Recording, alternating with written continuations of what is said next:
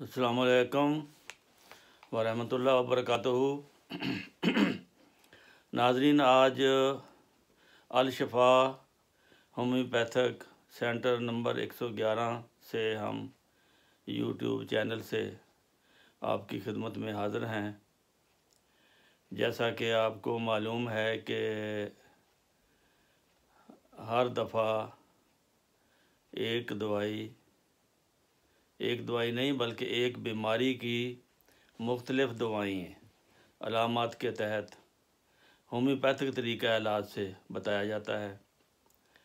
तो आज ये चैप्टर नंबर 74 है। इसमें हम 2 बीमारियों का ज़िक्र करेंगे। पहली बीमारी है सी सिकनेस या ट्रैवल सिकनेस या एयर सिकनेस, यानी समुद्री बीमारियां, सफरी बीमारियां, कै और मतली और हवाई सफ़र की तकालीफ। ये चंद एक अद्वियात हैं, मैं जल्दी बता देता हूँ। समुद्री जहाज़ से सफ़र करने वाले जो लोग होते हैं वो ख़ास तौर पर मतली, कै और दौरान सर बाज़ को चक्कर आते हैं। इस कदर शदीद बाज़ दफ़ा हो जाती है शिद्दत कि मरीज़ बहुत परेशान हो जाता है। तो इस मर्ज़ के लिए एक ख़ास दवाई है पेट्रोलियम। पेट्रोलियम अमूमन ऐसी दवाई है जो कभी ख़ता नहीं होती। जब भी आपने सफ़र करना हो, एक हफ़्ता पहले इसको खाना शुरू कर दें, सुबह दोपहर शाम, और दवाई को साथ रखें। अगर सफ़र के दौरान में अलामत पैदा हों तो फ़ौरन आप पेट्रोलियम की खुराक ले लें। अमूमन 99% ये फिर और किसी दवाई की ज़रूरत नहीं पड़ती। लेकिन थोड़ा मिजाज का ख्याल रखें। जो लोग सिगरेट के आदी हैं या मिजाज के चिड़चिड़े हैं, ऐसे मरीज़ों की दवाई नक्सवामी का है। वो नक्सवामी का सफ़र से पहले एक हफ़्ता खाना शुरू कर दें और दवाई अपने साथ रखें। जब सफ़र के दौरान तकलीफ़ हो तो एक खुराक ले लें। इसी तरह जो मोटर लारियों में सफ़र करते हैं उनके लिए भी यही दवाई है, पेट्रोलियम। और हवाई जहाज़ में जो सफ़र करते हैं, जब जहाज़ नीचे ज़मीन की तरफ उतरना शुरू होता है, उनको फिर तकलीफ़ होती है, चक्कर आते हैं या मतली होती है, जो भी होती है, उस वक़्त उनकी दवाई बोरेक्स है। बोरेक्स भी साथ रखें और पेट्रोलियम भी साथ रखें, नक्सवामी का भी साथ रखें। ये 3 दवाइयाँ हैं। और लिफ्ट में जब नीचे की तरफ लिफ्ट के जाने से तबीयत ख़राब हो तो वो भी बोरेक्स ही काम आएगी। और किश्ती में या समुंदर में अगर दौरान सर हो जाए, सर को चक्कर आए, तो भी फिर काकुलस दवाई होगी 13। ये है पहली बीमारी सफ़र के दौरान। मैंने चंद एक अद्वियात हैं, ये चूँकि थोड़ी हैं। आज दूसरी एक बीमारी लेते हैं, एपोप्लेक्सी, सकता। मरीज़ यकदम बेहोश हो जाता है। मरीज़ के दिमाग में किसी शरेयान के फटने से या शरेयान में कोई रुकावट बन जाने से, खून रुक जाने से ये अक्सर वाक़या होता है। और ये आम तौर पर पिछली उम्र में नालियाँ इसकी जब कमज़ोर होनी शुरू हो जाती हैं इंसान की, उस वक़्त और ऐसे भी मरीज़ हैं जिन्होंने अपनी जवानी में अच्छी आदतें ना गुजारी हों, वो भी इस किस्म की बीमारियों का शिकार हो सकते हैं। तो सकता जो है, एपोप्लेक्सी, एक वक्ती शदीद सदमा इसको कहना चाहिए, क्योंकि मरीज़ सकता के वक्त ही मरीज़ नहीं बनता, बल्कि मरीज़ तो वो पहले से होता है। यहाँ सिर्फ वक्ती तकलीफ़ का इलाज आपको बताया जाएगा, लेकिन मुकम्मल इलाज तो फिर उसके पूरे हालात जानने के बाद उसका इलाज हो सकेगा।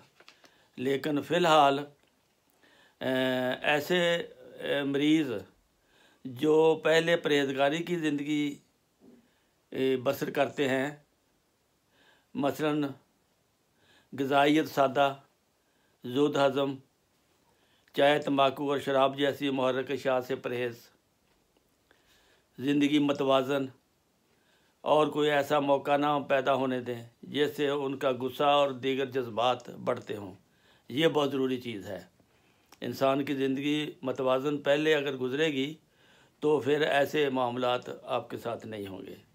मौसम की शिद्दत, काम की ज़्यादती, बसियारखोरी, ऐसी ही दीगर शदीद हालतों से आपको अल्लाह ताला महफूज रखे। तो मंदरजा झैल चंद एक अद्वियात हैं। पहली दवाई है इसकी ओपियम, दूसरी है बेलाडोना, तीसरी है एकोनाइट, चौथी है फेरोमफास, काली म्यूर, नक्सवामी का आर्निका। ये चंद दवाइयाँ हैं। ओपियम उस वक्त देते हैं जब मरीज़ बेहोश होता है लेकिन सांस खराटे से लेता है और चेहरा उसका स्याह और गहरा सुर्ख, स्याही माइल और बेहोश होता है मरीज़। उस वक़्त आप उसको ओपियम की खुराक देंगे तो वो ठीक हो जाएगा। अगर चेहरा उसका सुर्ख है, यानी सिर गर्म है, चेहरा सुर्ख है, खून ऊपर की तरफ ज़्यादा है, पुतलियाँ उसकी फैली हुई हैं, कान पट्टियों में शरेयान जो है वो धड़कती मालूम होती है, उस वक़्त उसकी दवाई होगी बेलाडोना। तो इसके अलावा एकोनाइट दवाई है, वो ऐसी सूरत में देते हैं जब मरीज़ परेशान, बेचैन, इज़्तिराब, मुज़्तरिब हो और साथ बुखार हो और साथ खौफ हो। ये चंद अलामतें एकोनाइट की हैं। ये जिस मर्ज़ में भी हों, जिस वक़्त भी हों, आप एकोनाइट का इस्तेमाल करें। बीमारी का नाम नहीं है, अलामात का नाम है। कैसे भी आपको शदीद इज़्तिराब, बेचैनी, खौफ, परेशानी और इब्तिदा में ख़ास तौर पर ये एकोनाइट काम करती है। फिर इसकी एक और दवाई है बायोकेमिक में फेरोमफास। फेरोमफास 3x में ये नीम गर्म पानी के साथ हर 15-20 मिनट के बाद इसकी खुराक दें। बेहोशी की हालत में दिमाग का खून इससे कंट्रोल हो जाएगा और मरीज़ जल्द होश में आ जाएगा। इसके अलावा दीगर दवाओं की अलामत अगर नुमायाँ ना हो तो फिर भी आप ये दवाई दे सकते हैं। दिमागी इज़्तिराब ज़्यादा हो तो फेरोमफास की बजाय एकोनाइट भी आप दे सकते हैं। इनको बारी बारी भी आप दे सकते हैं। फेरोमफास के बाद अगर ये अभी काम नहीं बना तो फिर काली म्यूर। ये 3 दवाइयाँ हैं बायोकेमिक में, 2 फेरोमफास और काली म्यूर। ये आप मिला के भी दे सकते हैं और बारी बारी भी दे सकते हैं और इसके साथ बारी बारी एकोनाइट भी दे सकते हैं। अगर ऐसे मरीज़ों में जो आदतन सख्त मिजाज के हों, चिड़चिड़े हों और शराब के आदी हों या सिगरेट के आदी हों, दिमागी मेहनत के आदी हों, दिमागी मेहनत ज़्यादा करते हों, खाने पीने की बद परहेजियों में मुब्तला हों, ये ना देखते हों कि कब खाना है, बस ये देखते हों कि क्या खाना है और कैसा खाना है। बिल्कुल भूख नहीं है, आगे हलवा आ गया है या ज़र्दा आ गया है तो पुलाव आ गया है, उसको भी खाना शुरू हो गए। तो ऐसे मरीज़ों के लिए फिर नक्सवामी का काम करती है। और ऐसे मरीज़ जो ज़्यादा मुरगन ग़िज़ा खाने से बीमार हों उनके लिए पल्स्टिल्ला काम करती है। पल्स्टिल्ला मुरगन ग़िज़ा को हज़म करती है और नक्सवामी का मैदे के बारे में तमाम बेहूदगियों को बर्दाश्त करती है कि बेवक्त खाना,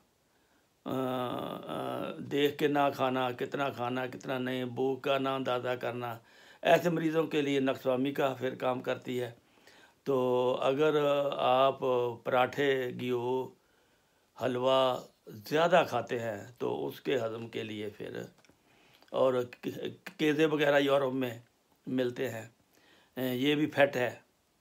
फैट का ज़्यादा इस्तेमाल करने वाले पल्स्टिल्ला खाएंगे तो हज़म करेगी। फिर अगर सरसाम है, चोट की वजह से हो गया है, कोई गिरा है, कोई सर पे चोट लगी है, तो वो आर्निका से ठीक होगा। उसको फिर आप आर्निका देंगे तो अल्लाह के फजल से ये बहुत मुफीद है। अगर सख्ता के बाद दर्दें भी हैं, जिस्म सारा दुखता है, फिर भी आर्निका आपको देनी पड़ेगी। तो वो फिर आर्निका इंशाअल्लाह ताला आपकी इन तमाम तकालीफ को दूर कर देगी। तो ये है आज का एपिसोड, तो इसको याद कर लें। अगर आपको कभी भी किसी दवाई की ज़रूरत हो तो यूट्यूब पर जाकर अल शिफा होम्योपैथिक लिखेंगे तो ये चैनल खुल के सामने आ जाएगा और इससे आप अपनी ज़रूरत का जो है ब्लॉक ज़रूरत का एपिसोड वो आप निकाल कर पढ़ कर उसको तफसील पढ़ लेंगे तो आप अपनी दवाई को ढूंढ सकेंगे। अस्सलाम वालेकुम वरहमतुल्लाहि वबरकातुहू।